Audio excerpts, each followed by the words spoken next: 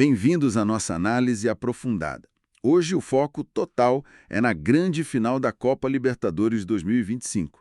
Palmeiras e Flamengo, olha aí, de novo frente a frente na decisão do continente.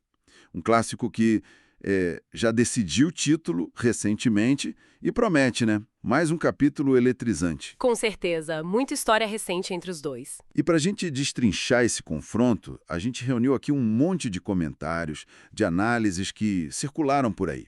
De programas que todo mundo conhece, tipo Jovem Pan Esportes, Jogo Aberto, até canais mais nichados como Cortes da TNT Esportes e Esporte na Band. Sim, e também o pessoal que cobre mais de perto os clubes, né? Como o Palmeiras Atualizado, Palestra de Fato. Uma mistura bem rica de opiniões mesmo. É isso. E a nossa missão aqui é ir um pouco além, né?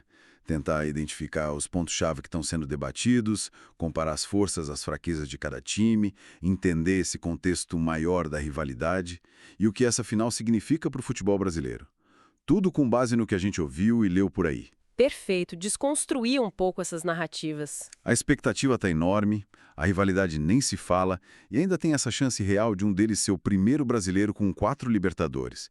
Então, vamos mergulhar nisso. Vamos lá. Olha, é impossível não sentir a empolgação de mais uma final brasileira. E logo um Palmeiras e Flamengo. O que mais se ouve, nessas análises todas, é essa conversa de revanche para o Flamengo ou então a chance do Palmeiras de ganhar de novo. Sim, essa narrativa está muito forte.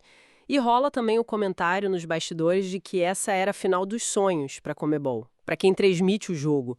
Pelo apelo comercial, né? E desportivo, claro. Sem dúvida. O maior clássico interestadual do Brasil hoje. E o que chama atenção em quase todas as previsões é o equilíbrio. Essa ideia do 50-50 é quase um consenso, é um contraste gigante com o que seria, por exemplo, uma final Flamengo e LDU, que aí, nossa, o favoritismo seria todo do Flamengo. Verdade. Aqui não, a expectativa é de um jogo decidido no detalhe, sabe? Uma batalha tática, mental, bem intensa. Mas mesmo com esse equilíbrio todo, a busca pelo favorito não para, né? A gente viu pesquisas tipo uma que saiu no Galvão e Amigos, no Esporte na Band também, dando um favoritismo leve para o Palmeiras. Algo tipo 44% contra 33% para o Flamengo e uns 22% achando que não tem favorito. Sempre tem essa tentativa de apontar um lado. Só que aí você ouve gente experiente, como o Luxemburgo, o Fernandinho, nessas mesmas discussões, e eles são taxativos.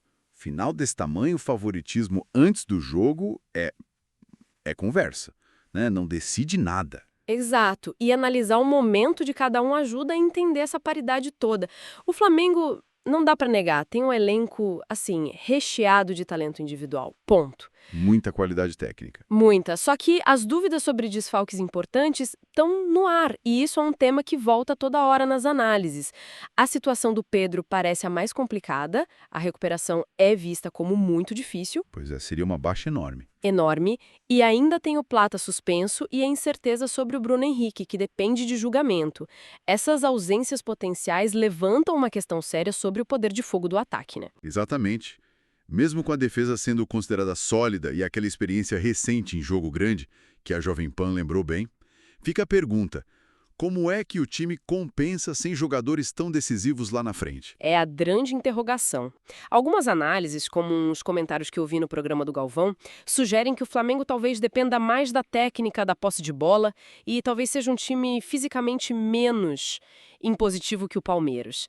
O Flávio Prado, na Jovem Pan, descreveu esse estilo mais técnico. Faz sentido. Então, a capacidade de manter a pegada ofensiva sem essas peças vai ser testada ao máximo. É um desafio e tanto para o Tite. E do outro lado, o Palmeiras parece chegar como?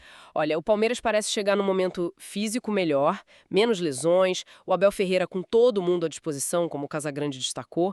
Tem um consenso nas análises sobre a casca copeira que esse time criou na Libertadores. Isso é inegável. O elenco foi qualificado, parece ainda mais forte, mais robusto. E, taticamente, a percepção geral é de evolução também, né?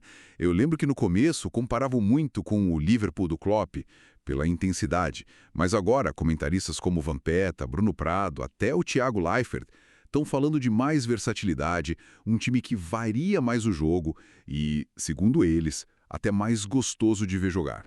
Sim, essa evolução tática é um ponto bem importante. A capacidade de se adaptar ficou clara, por exemplo, na virada contra a LDU na semifinal. Ali mostraram não só qualidade, mas uma força mental absurda. Verdade. Aquele jogo foi emblemático. E a estrutura do clube ajuda muito, né? O departamento de ciência, de performance que o Luxemburgo elogiou, isso tudo contribui para essa consistência física e tática.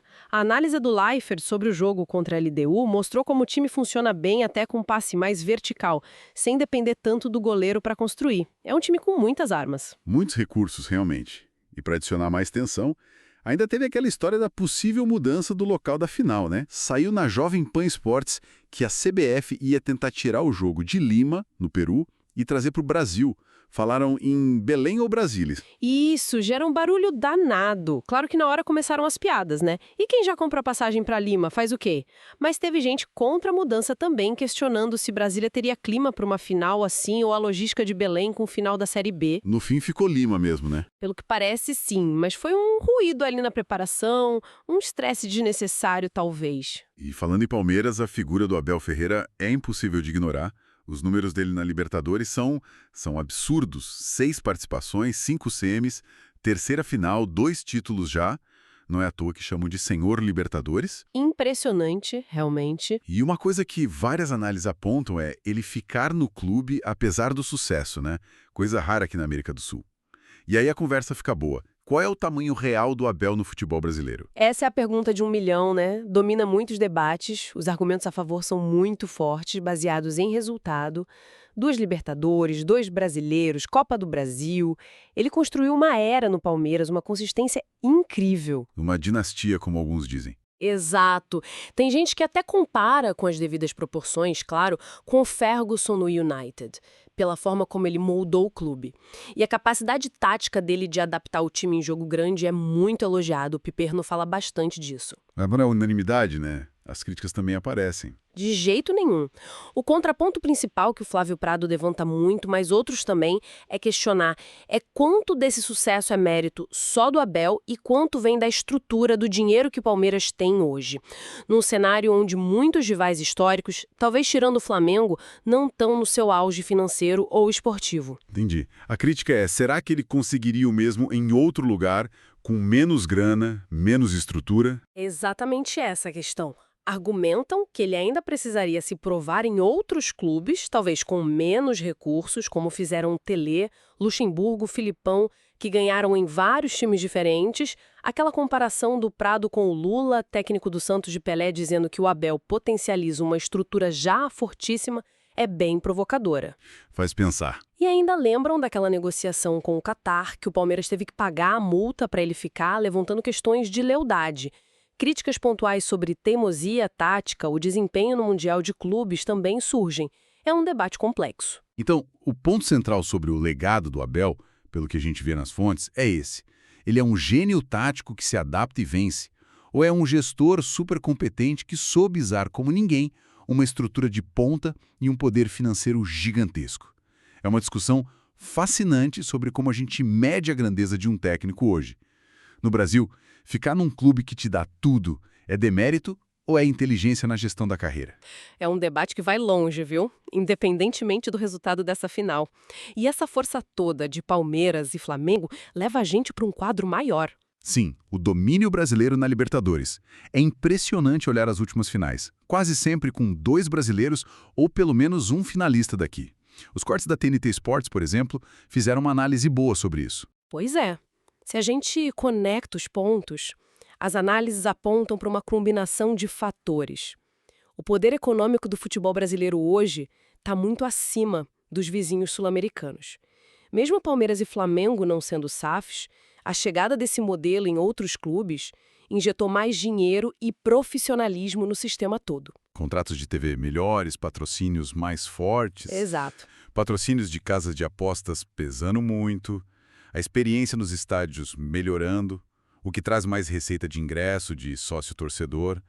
Tudo isso soma. E com mais dinheiro que acontece. Os clubes brasileiros conseguem segurar mais os seus craques e ainda buscar os melhores talentos do continente. É isso. Basicamente. Conseguem não só manter seus principais jogadores por mais tempo, como contratar destaques de outros países sul-americanos. E isso, claro, acaba enfraquecendo um pouco os potenciais rivais na própria Libertadores.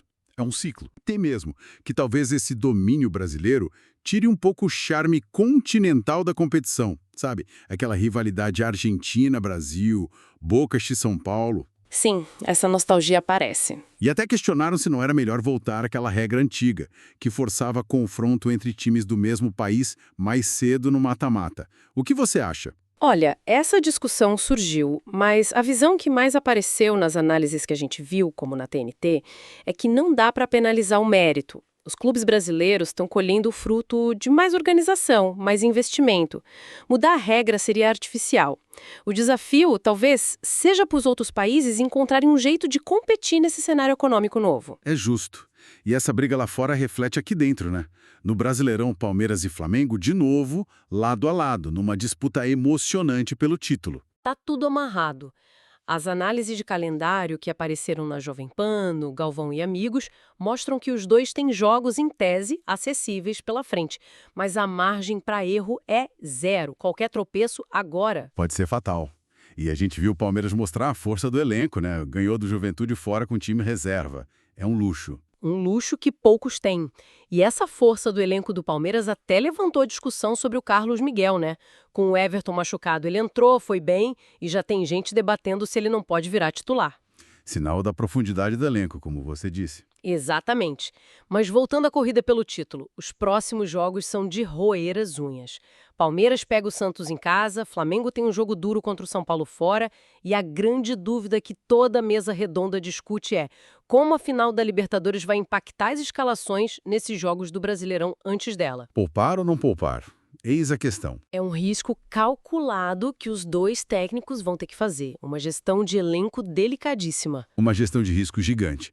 E falando em tensão, em risco, não dá para fugir de um assunto que sempre volta em jogo decisivo no Brasil: arbitragem e VAR. Ah, esse tema, infelizmente, é figurinha carimbada. Dessa vez, o que bombou muito e a Jovem Pan Esportes destacou bem foi uma comparação de lances parecidos com decisões diferentes. Uma entrada do Gustavo Gomes, do Palmeiras, que foi só amarelo. Lembro bem. Uma comparada com entradas do Everton Araújo, do Flamengo, e do Vitor Hugo, do Atlético Mineiro, que deram vermelho direto. Esse tipo de coisa alimenta demais a desconfiança, né? Falta de critério ou até pior. E levanta de novo toda a discussão sobre a consistência e a qualidade da nossa arbitragem. Exato. E não é só o erro pontual. O Flávio Prado, na Jovem Pan, chegou a levantar a hipótese de que os vermelhos depois foram tipo uma correção de rota da CBF depois da repercussão ruim do amarelo do Gomes. A gente ouviu também ecos de desabafos, tipo do Rogério Ceni, criticando o VAR que interfere demais, mas também falando do comportamento dos jogadores, simulação, provocação, cera. Que também dificulta o trabalho do árbitro, né? Sem dúvida. Ele pediu regras mais claras, profissionalização, embora os analistas lembrem que árbitro de elite no Brasil já ganha bem. Mas a sensação geral é que falta responsabilização quando o erro é grave, né? Sim, essa é a percepção que fica. Falta uma punição clara, consistente. É isso. E o debate do VAR continua. Onde ele para? É só para erro claro, óbvio, ou tá virando um segundo juiz do jogo? O Bruno Prado e o Flávio Prado debateram muito essa linha tênue. E para a gente entender a profundidade da desconfiança, o Flávio Prado até relembrou escândalos antigos de manipulação, tipo Edilson Pereira de Carvalho aqui, apito dourado em Portugal. Isso deixa marcas na credibilidade, não tem jeito. É muita coisa envolvida nesse jogo, hein? Então, resumindo o que a gente tirou dessas análises todas. Temos uma final que pode ser histórica, marcada por um equilíbrio gigante entre dois colossos do continente. Temos um debate quente sobre o lugar do Abel Ferreira na história. Se o resultado basta ou se o contexto pesa mais. Vimos as raízes econômicas e estruturais por trás desse domínio brasileiro na Libertadores. Acompanhamos a ligação direta dessa final com a reta final do Brasileirão, que está pegando fogo. E, claro, os fantasmas da arbitragem e do VAR que teimam em aparecer em hora decisiva. É definitivamente muito mais do que só um jogo de futebol. O que é fascinante quando a gente junta todas essas peças é a capacidade que Palmeiras e Flamengo mostram de sustentar esse nível altíssimo de performance em várias frentes. Brasileirão, Libertadores, ano após ano. Mesmo com toda a pressão, polêmica, desgaste, eles continuam lá no topo. É impressionante. Isso diz muito sobre a força da estrutura deles, do dinheiro que a gente falou, mas também da mentalidade vencedora que foi criada nos dois clubes. É a sustentabilidade do sucesso no mais alto nível que a gente está vendo. Exato. E para a gente fechar com uma provocação final, algo para se pensar depois do apito final, baseado em tudo isso que a gente discutiu. Considerando essa concentração enorme de recurso, de estrutura, de pressão em volta de Palmeiras e Flamengo, será que a gente está vendo se consolidar uma rivalidade que vai definir sozinha a próxima década do futebol brasileiro? Ou será que esse nível de domínio de só dois clubes, mesmo sendo por mérito deles, pode ser no longo prazo insustentável? Ou até de alguma forma prejudicial para a saúde competitiva e para o interesse geral do futebol sul-americano como um todo? É uma questão complexa, né? Fica aí para reflexão.